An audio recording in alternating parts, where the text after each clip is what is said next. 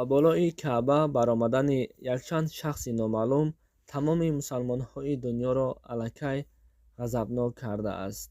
дӯстон, мехоҳед ки ин шахсонро шумо фаҳмед киҳо ҳастанд ва чӣ ҳастанд? Пас навори моро то охир тамошо кунед. иншоаллоҳ наворро ман мегузорам, шумо дар ин бора маълумот мегиред. ассалому алайкум тамошобинони азиз ва ҳаводорони шабакаи Корвони Умр. шахсоне ки болои Каъба баромаданд ва дирӯз ин хабар дар сомонаҳои иҷтимоӣ нашр ва паҳн гардид. дар ин видео Муҳаммад ибн Салмон бо чанд посбонҳои худ болои Каъба мебароянд. дӯстон, агар шумо хоҳед чунин мавзӯъҳоро зиёд кунед, пас канали моро дастгирӣ кунед. лайки худро дариғ надоред.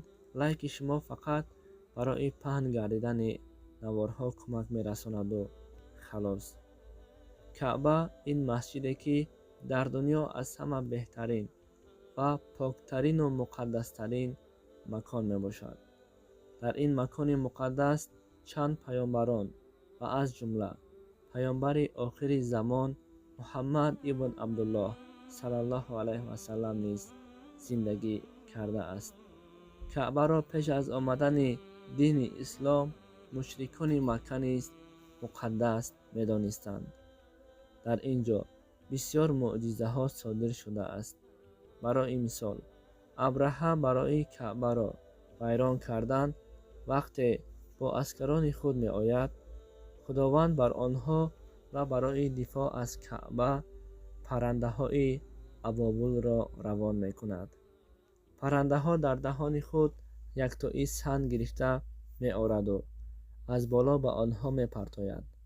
ҳар як санг онҳоро шикоф ва пора пора мекунад. акнун барои навори паҳншудаи Муҳаммад ибн Салмон нигоҳ кунем. писари подшоҳи Арабистон мебошад. кори кардаи писари подшоҳ тамоми мусалмонҳои дунёро дар ҳайрат ва ғазабнок кард ва фикри худро онҳо баён карданд. чаро Муҳаммад ибн Салмон, яъне ки писари подшоҳи Арабистон дидаву дониста болои Каъба баромад? чӣ ҳаққу ҳуқуқ дошт? ва ин кори кардааш аллакай дили чандин мусалмонҳои дунёро захмгин кард ва фикри худро бо норизогӣ баён карданд. дӯстон, шумо низ фикри худро дар зери комментария нависед. кори кардаи ин дуруст буд ё ин ки не? ассалому алайкум ва раҳматуллоҳи ва баракатуҳ.